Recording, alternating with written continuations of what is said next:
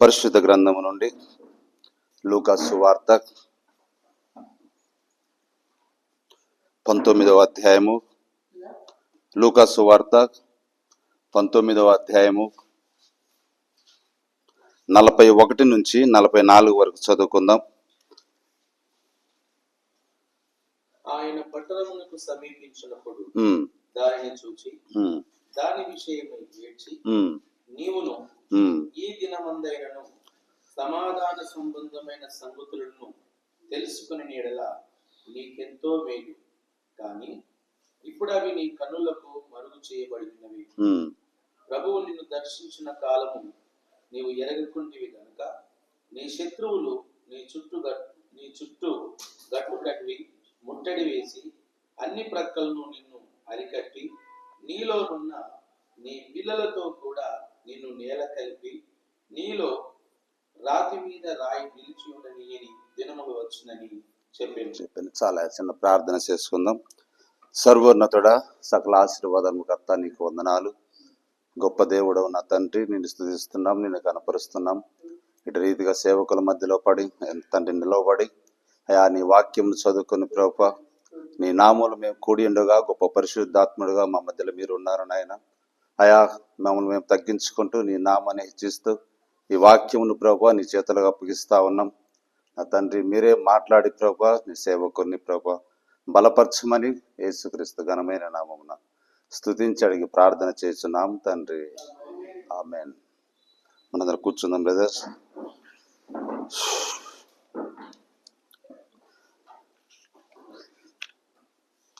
Right. యేసు నీ వాక్యము ధ్యానించెదను దినము,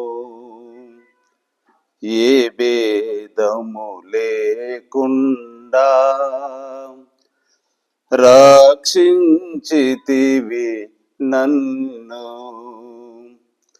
నా పాపములకు విముఖుడవై నన్నాదరించిన దేవా, యేసు నీ వాక్యము ధ్యానించెద అనుదినము. Praise the lord. హల్లెలూయా. చూడండి బ్రదర్స్, చదువుకున్న లేఖన భాగంలో మనం ఏం చూస్తున్నామంటే, మరి ముఖ్యంగా 42లో నీవు ఈ నీ దినమందైన సమాధాన సంబంధమైన సంగతులను తెలుసుకుని ఎడల నీకెంతో మేలు, ప్రభు నిన్ను దర్శించిన కాలము నువ్వు ఎరగకుంటివి. ఆయన పట్టణమునకు వచ్చి పట్టణమును చూసి ఏడుస్తూ ఈ మాట చెప్తున్నట్టుగా మనం ఇప్పుడే చదువుకొని ఉన్నాం.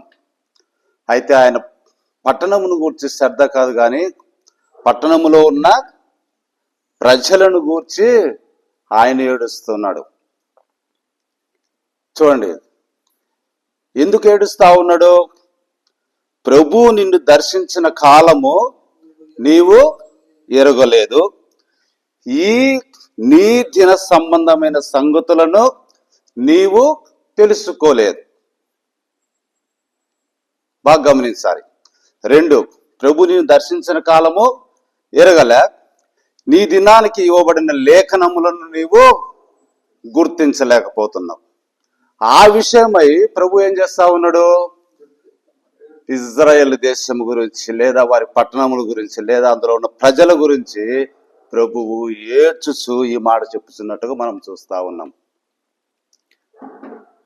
అక్కడ చూడండి, పరిసయ్యులు, సద్దుకయ్యులు, శాస్త్రులు, హెరోదీయులు, ఇంకా రకరకాల గుంపు ప్రజలు, వారందరూ ఆయన ఉన్న దినములలో వారి వారి సిద్ధాంతాలు, వారి వారి కట్టడాలు, వారి వారి ప్రణాళికల ప్రకారము ప్రజలు ఉన్నారు.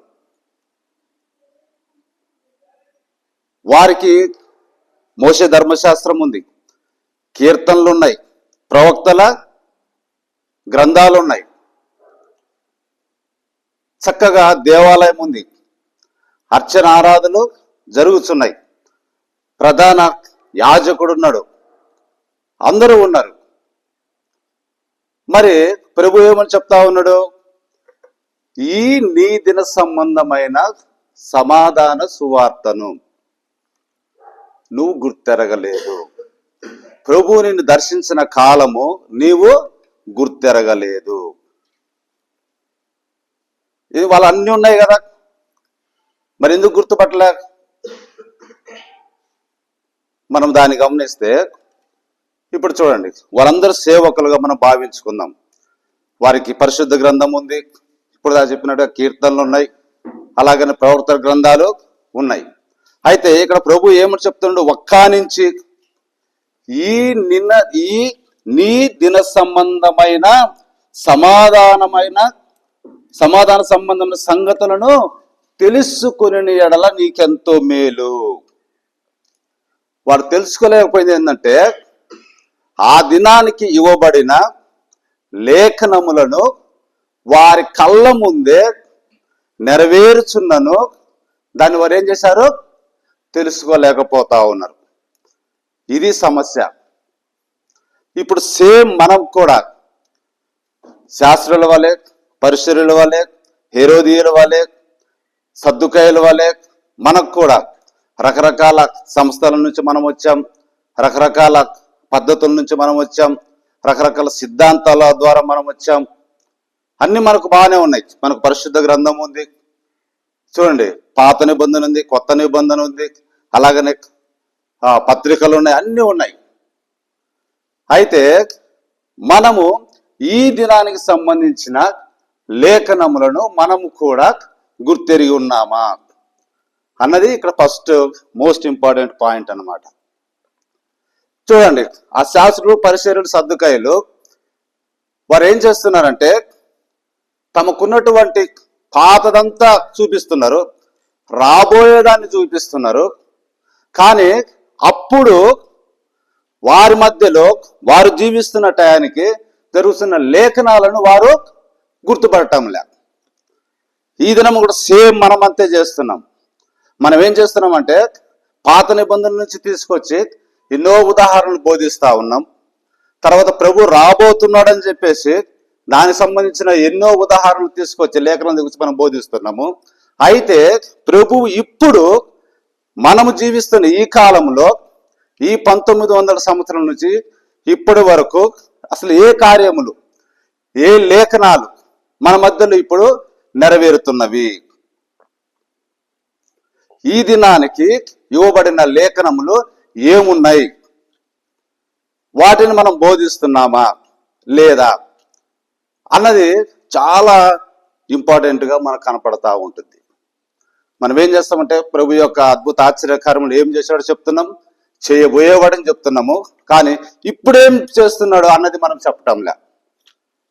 సేవకులుగా మనం ఇది గమనించాలని నేను ఈ పాయింట్ని తీసుకున్నా. చూడండి, అప్పుడు వాళ్ళ మధ్యలో ఉన్నప్పుడు యెషయా గ్రంథములో ఉన్న ఆయన గురించి రాయబడిన లేఖనాలన్నీ వారి కళ్ళ ముందు నెరవేరుతున్నాయి. కీర్తనలో యేసుక్రీస్తు వారి గురించి రాయబడిన ఆ లేఖనాలన్నీ ఆయన వారి కళ్ళ ముందు నెరవేరుతున్నాయి. ప్రవక్తల గ్రంథములలో ఆయన గురించి రాయబడిన లేఖనాలన్నీ నెరవేరబడుతూనే ఉన్నాయి. వారు పరిశుద్ధ గ్రంథాన్ని చదువుతున్నారు, వారి చేతులు ఈ 3 ఉన్నాయి. అయినను వారు ఏం చేస్తున్నారు? వారి కళ్ళ ముందు జరుగుతున్న ఆ దిన సంబంధమైన సంగతులను అసలు తెలుసుకోలేకుండా ఉన్నారు. అయితే దేవుని మహాకృపను బట్టి కొంతమంది దానిని తెలుసుకున్నట్టుగా మనకు పరిశుద్ధ గ్రంథం మనం చూస్తాం. ఉదాహరణకు బావికాడ స్త్రీ ఆయన చెప్పిన మాటలను బట్టి మెస్సియే ఇటువంటి మాటలు చెప్తాడని మాకు తెలుసు. ఇటువంటి మాటలు ఎవరు చెప్తారంట? మెస్సియా. అప్పుడు ఆయన అంటాడు, నేనే ఆ మెస్సియాను. ఎంత డైరెక్ట్గా చూడండి, ఒక పాపం చేసిన స్త్రీకి ప్రభువారు కుల్లగా చెప్తా ఉంటాడు, నేనే ఆ మెస్సియాను అని. అదే పరిచయులు, సద్దుకైలు, శాస్త్రులు, హేరోదీయులు ఇంకా రకరకాల గుంపు వారు వచ్చి అసలు మాకు స్పష్టంగా చెప్పండి, నువ్వు మెస్సేవా కాదా అంటే వారికి డైరెక్ట్గా ఆయన నేనే మెస్సేనని చెప్పలేదండి. మీరు చదవండి పరిశుద్ధ గ్రంథం చూడండి. అది అంటే అలాగని ఇంకా మనం ముందుకు వెళ్తే నతానియేలు ఆయన శిష్యులుగా ఏర్పరుస్తున్న వారందరూ కూడా ఒక చిన్న మాట చెప్పంగానే, అరే నువ్వు పలానా చెట్టు కింద నువ్వు ఉన్నావు అనగానే, ఇది ప్రవక్త అయితేనే ఈ మాట చెప్పగలడు, మిగతా వారు చెప్పలేరు. చూడు, ఒక మాట నువ్వు ప్రవక్తవు అని అక్కడ డిక్లేర్ చేస్తా ఉంది ఆయన. అతను ఒప్పుకుంటా ఉన్నాడు. అంటే ఆ దినానికి సంబంధించిన ఆ లేఖనములను వారు ఏం చేస్తున్నారు, గుర్తెరుగుతా ఉన్నారు. అట్లనే ఈ దినము కూడా మనము ఈ దినానికి సంబంధించిన లేఖనములను మనం గుర్తెరిగి ప్రభు కృపకు పాత్రులు కావాలని మీకు కొన్ని లేఖనాలను నేను పరిచయం చేయాలని ఈ దినము ప్రభు కృపను బట్టి మీకు చెప్తా ఉన్నా.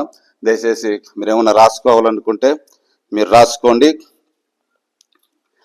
మొట్టమొదటిగా మలాకి 4వ అధ్యాయం 5-6 వచనాలు మీరు రాసుకొని వాటి గురించి మీరు స్టడీ చేస్తే ఈ దినం ఈ లేఖనం ఏ విధముగా పనిచేస్తుంది, ఏ విధముగా నెరవేరుతుందో మీరు తెలుసుకోగలరు.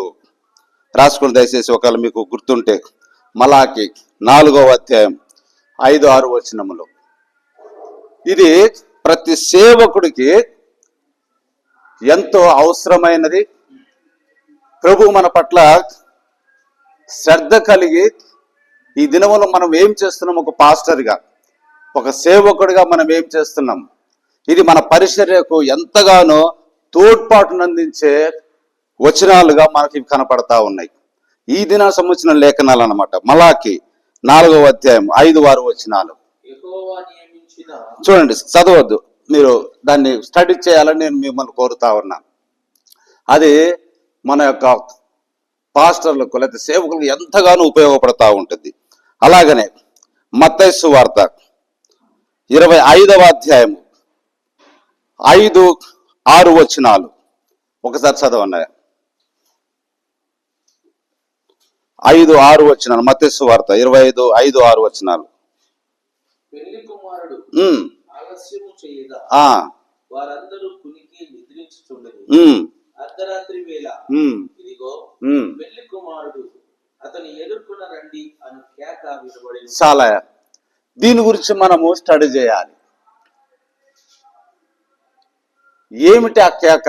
క్లియర్గా ఉంది. ఇదిగో పెళ్లి కుమారుడు వచ్చుచున్నాడు, అతను ఎదుర్కొనుటకు రండి అను కేక వినబడను. ఈ కేక ఎవరు, కేక ఏంటిది అన్నది మనం స్టడీ చేయాలని మిమ్మల్ని కోరుతా ఉన్నారు. అలాగనే ప్రకటన గ్రంథం 1వ అధ్యాయం 1వ వచనం మనం అందరం పొద్దున్న లేసి చదువుతూనే ఉంటాం. ప్రకటన గ్రంథం 1వ అధ్యాయం 1వ వచనం చదవండి.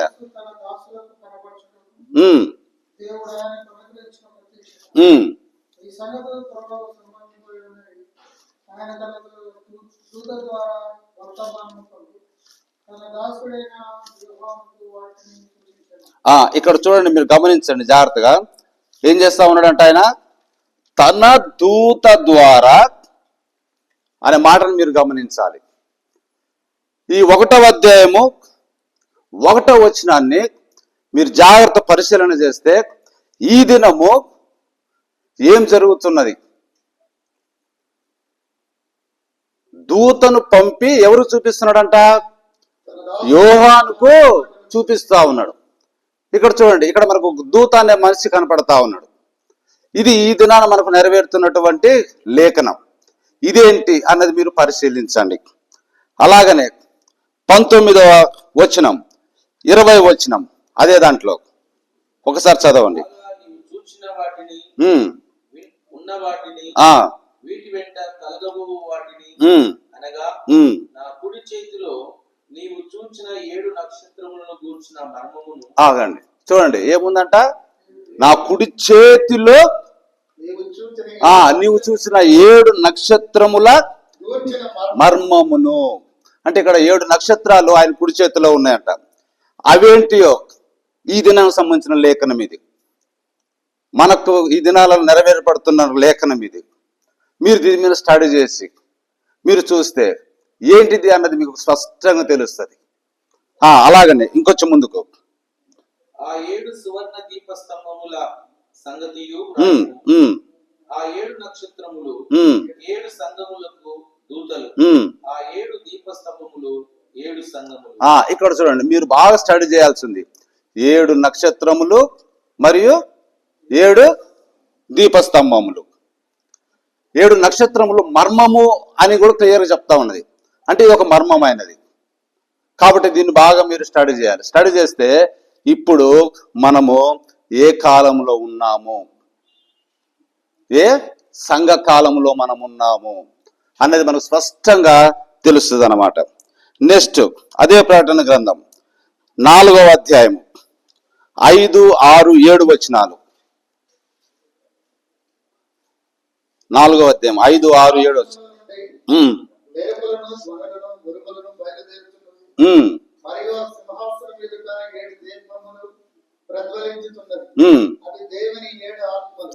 ఇప్పుడు చూడండి, దేవుని 7 ఆత్మలు.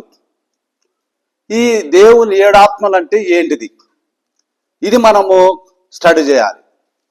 ఇది మనం చూస్తే నీకు ఇంతకుముందు మనం చెప్పినట్టుగా 7 నక్షత్రాల మర్మం ఏంటో ఇందులోనే ఇమిడి ఉన్నది.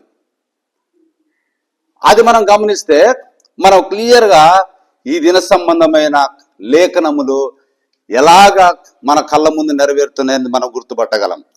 నెక్స్ట్ చదవండి. మరియు ఆ సింహాసనం ఎదుట స్ఫటికం పోలిన రాజు వంటి సముద్ర మట్టము నుండెను. ఆ సింహాసనమునకు మధ్యలో సింహాసనం చుట్టూను ముందు వెనక కనులతో నిండిన 4 జీవులు ఉండెను. మొదటి జీవి సింహం వంటిది, రెండవ జీవి దూడ వంటిది, మూడవ జీవి మనిషి ముఖం వంటి నాలుగవ జీవి ఎగురుతున్న పక్షిరాజు వంటిది. చాలా.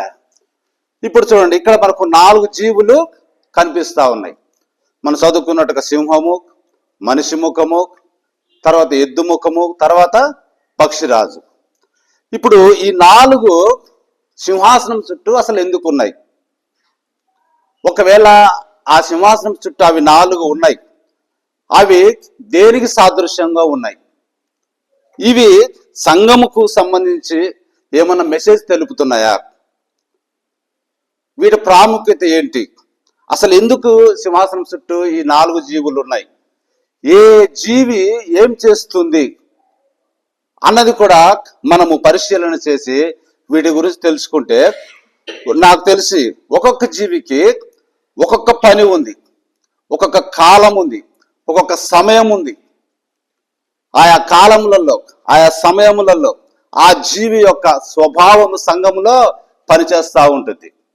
కాబట్టి సేవకులను మనము దీని మీద కూడా మీరు ఎక్కువ ఫోకస్ చేస్తే, ఇప్పుడు నువ్వు ఏ జీవి కాలములో జీవిస్తున్నావు, ఈ జీవి యొక్క ప్రభావం సంఘం మీద లేదా లోకం మీద ఎలాగా పనిచేస్తున్నది అన్నది నువ్వు గుర్తెరగలవు.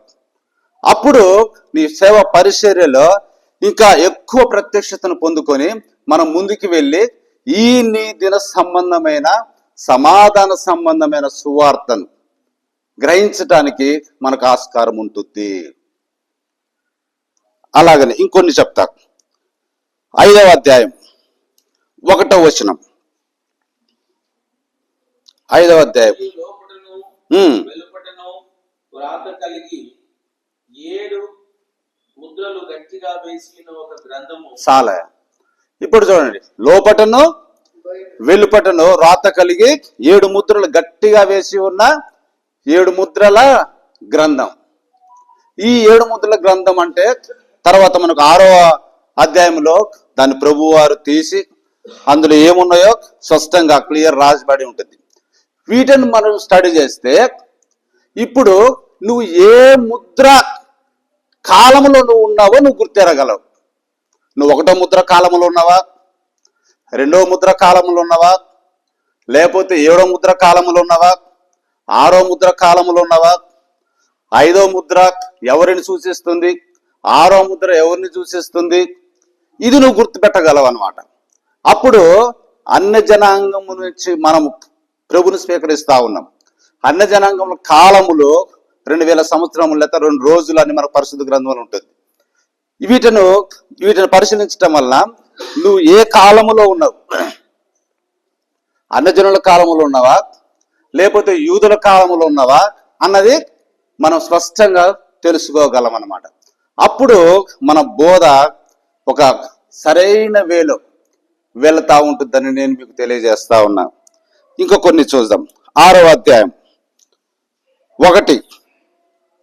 ఆ గొర్రె పిల్ల ఆ 7 ముద్రలలో మొదటి దాన్ని విప్పినప్పుడు నేను చూడగా ఆ 4 జీవులలో ఒకటి రమ్ము అని ఉరుము వంటి స్వరముతో చెప్పుట వింటిని. చదవండి. మరియు నేను చూడగా ఇదిగో ఒక తెల్లని గుర్రము కనబడెను.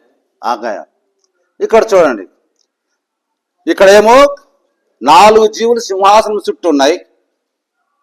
ఇక్కడికి వచ్చారకనేమో 4 గుర్రములు మనకు కనపడతా ఉంటాయి. ఒకటి తెల్లని గుర్రము, రెండవది ఎర్రని గుర్రము, మూడవది నలుపు, 4వది పాండుర.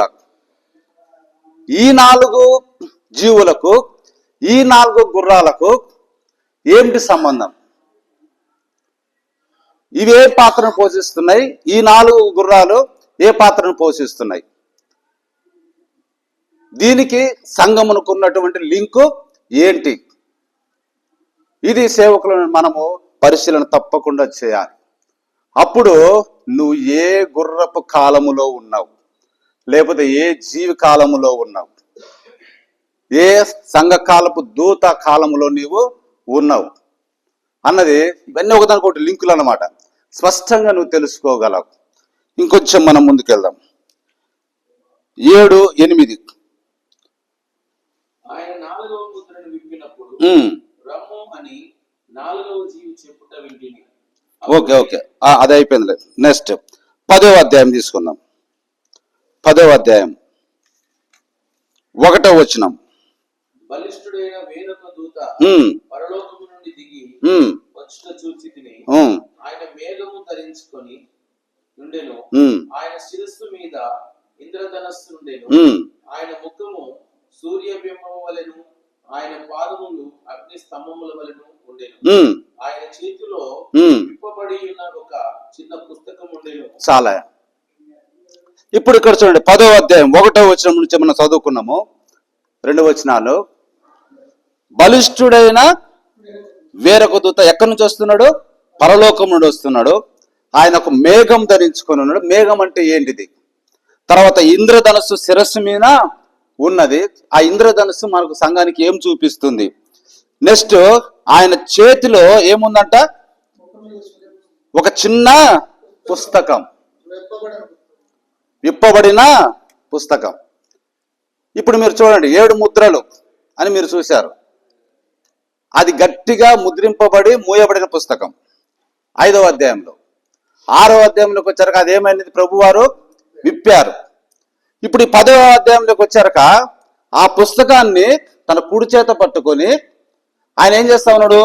భూమి మీద ఒక కాలు సముద్రం మీదను, ఒక కాలు భూమి మీదను మోపి, మీరు అలాగని చదివితే అది ఎవరికి ఇస్తున్నాడు? యోహానికి ఇస్తున్నట్టుగా మనం చూస్తూ ఉంటాం. 10వ అధ్యాయం చివరికి వస్తే ఆ పుస్తకం తీసుకొని నువ్వు తినివేయి అంటే, ఇప్పుడు ఈ పుస్తకం ఏంటిది? అది 7 ముద్రల పుస్తకం. 7 ముద్రల పుస్తకం అయితే యోహాను ఒక సంఘానికి సాదృశ్యం. మరి ఇది వచ్చి పుస్తకం సంఘానికి ఇచ్చాడా?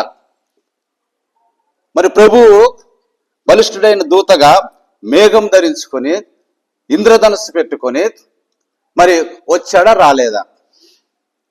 ఈ పరిచర్య నెరవేర్టానికి, 10వ అధ్యాయం నెరవేర్టానికి ఇది మీరు స్టడీ చేయాలి. స్టడీ చేస్తే అప్పుడు 7 ముద్రలలో ఉన్న ఆ రాయబడిన వాటికు నిజమైన ప్రత్యక్షత అనేది మనకు దొరుకుతూ ఉంటుంది. అది తిన్నాడు. తినటం అంటే ఏంటిది? చదవటం. తినటం అంటే ఏంటిది? చదవటం. నిజంగా చూస్తే అది చదువుతున్నప్పుడు ఎట్లా ఉందంట?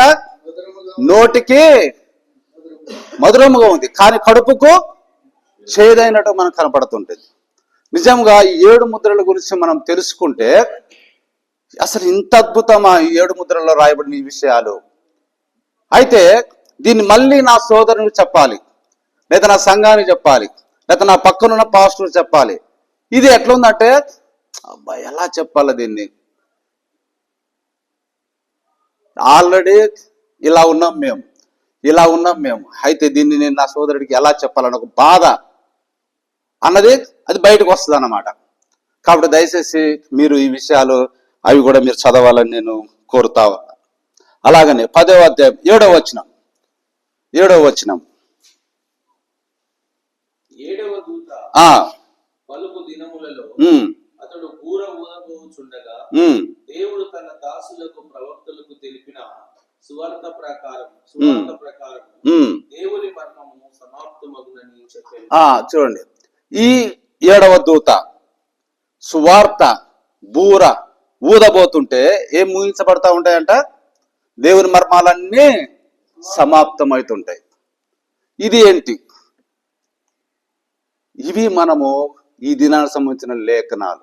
ఇంకా ఎన్నో ఉన్నాయి, కొన్ని మాత్రం సమయం సరిపోదు కాబట్టి కొన్ని తీసుకున్నా. వీటిని మనం స్టడీ చేస్తే మన ప్రభువు మనల్ని కూడా చూసి ఏడవకుండా ఈ దిన సంబంధమైన సమాధాన సువార్త లేఖనాలు మనకు అనుగ్రహించబడతా ఉంటాయి. ప్రభువు మనల్ని దర్శించిన కాలమును మనము గుర్తెరుగుతాం. ఇప్పుడు వారికి ఎందుకు ధర్మశాస్త్రం లేదా, కీర్తన లేవా, ప్రవక్త గ్రంథాలు లేవా? అన్ని చదువుతా ఉన్నారు, అన్ని చేస్తున్నారు. కానీ ప్రభు వారు వచ్చి ఎందుకు వారిని గుడ్డి బోధకులారా, అందులారా, లేకపోతే సున్నం గుట్టిన సమాధుల్లారా ఇలా ఎందుకు పిలుస్తా ఉన్నాడు? ఆ దినానికి యేసు ప్రభు వారి గురించి రాయబడిన లేఖనాలను వారు గుర్తెరగకపోవటం వలననే వారి కళ్ళ ముందు కొరడాలు తీసుకొని వారిని తరిమి వేస్తా ఉంటే వారికి ఏం జ్ఞాపకం రావాలి? నా తండ్రి ఇల్లు ఏమని రావాలి? వాళ్ళకి ఏ వాక్యం గుర్తు రావాలి? నా తండ్రి ఇల్లు, ఆ వాక్యం వారికి గుర్తు రావాలి. చూడండి, నజరేతు నుండి ఏదైనా మంచిది పుట్టునా అని వారు అడుగుతున్నారు. కానీ అదే పరిశుద్ధ గ్రంథంలో చూడండి, జబులూను, నప్తాలి, గలిలయ ప్రాంతంలో గొప్ప వెలుగు ప్రకాశించనని పాత నిబంధన గ్రంథం రాయబడిన ఆ మాట వారికి ఎందుకు గుర్తు రావటం లేదు? చూడండి, ఇంకా విశ్రాంతి దినాన ఆయన సమాజ మందిరంలోనికి వెళ్ళి యెషయా గ్రంథాన్ని తెరిచి చదివి ఈ దినం ఈ లేఖనం మీ మధ్యలో నెరవేరి ఉన్నది అని చెప్పినప్పుడు ఎందుకు వారు గుర్తుపట్టలేకపోతా ఉన్నారు? అది నేనే ఆయన డైరెక్ట్గా ఇండైరెక్ట్ గా చెప్తున్నాడు.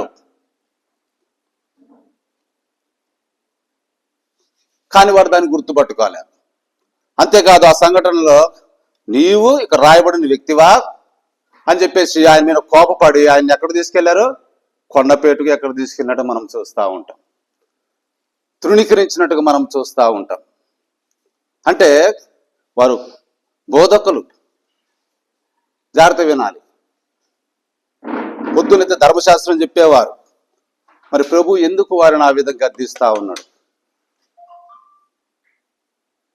కేవలం ఏంటంటే ఆ దిన సంబంధమైన సమాధాన సువార్తను వారు ఎరగకపోవటం వలన. ఇప్పుడు కూడా మనం సేమ్ అదే పరిస్థితిలో ఉన్నామేమో. దయచేసి ఈ పెద్ద మనసు చేసుకొని మీరు నేను చెప్పిన ఈ కొన్ని విషయాలను మీరు బహు గట్టిగా మీరు ధ్యానిస్తే మీకు కూడా ఈ దినం లోకంలో, సంఘంలో ప్రభువారు ఈ కార్యములను బట్టి అసలు ఏం జరుగుతున్నది, మనకు రక్షణ సువార్త తెలుసు, మనం చేస్తా ఉన్నాం, అనేకులను మారు మనసులకు తీసుకొస్తున్నాం, వాళ్ళకు ముంచుడు బాప్తిసం ఇస్తున్నాం, మందిరంలో తీసుకొస్తున్నాం, అన్ని పరిచర్యలు మనము ఘనంగా చేస్తా ఉన్నాం. మరి వారు కూడా అదే చేస్తా ఉన్నారు. సద్దుకైలు శాస్త్రులు పరిశీలు అందరూ కూడా అక్కడికి ప్రభు అంటా ఉన్నాడు, ఏం చెప్తా ఉన్నాడు, మీరు వారి మాట వినండి కానీ వారు చేస్తున్న ప్రకారం మీరు చేయకండి అని చెప్తా ఉన్నాడు ప్రభు.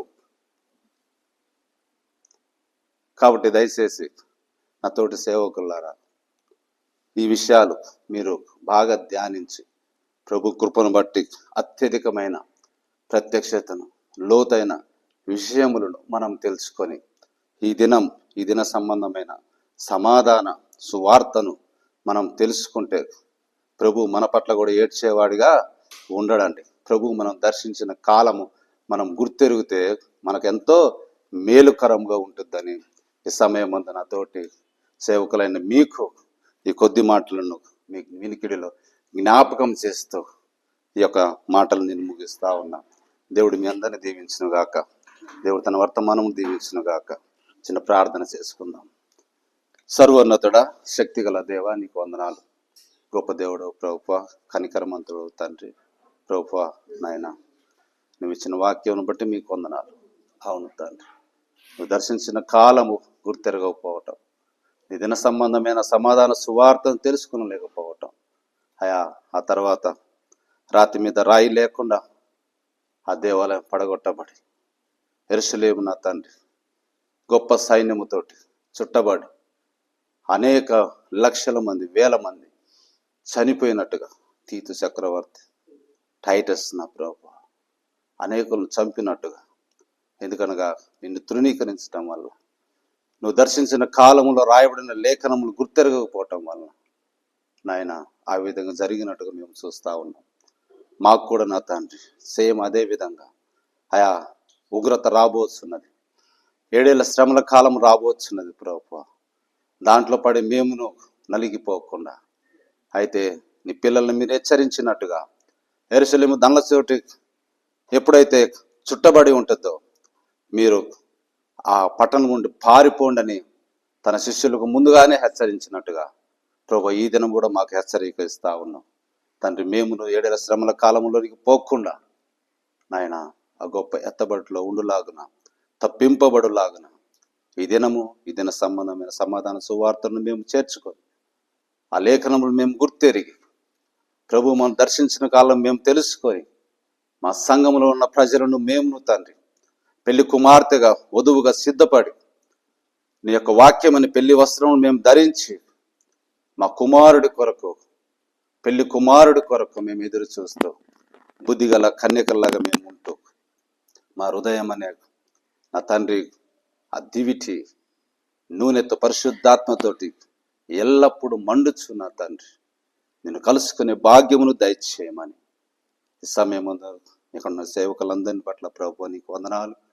మీరు ప్రత్యక్షతను కలగచేయండి, బయలుపాటునివ్వండి, లేఖనములను పరిశీలించే ఆ యొక్క గొప్ప సంగతులను ప్రభు వారి హృదయంలో మీరు మంట పుట్టించండి నాయన తండ్రి.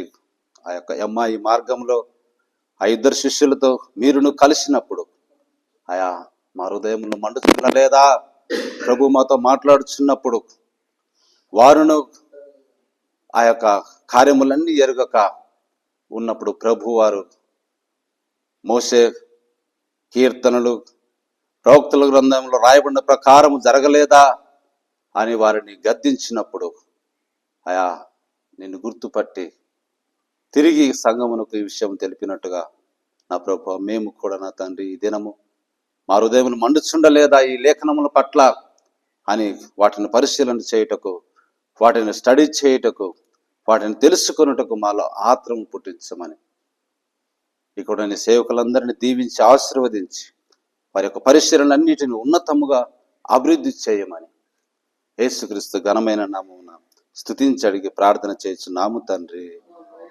ఆమేన్. God bless you, brothers. Thank you, brother.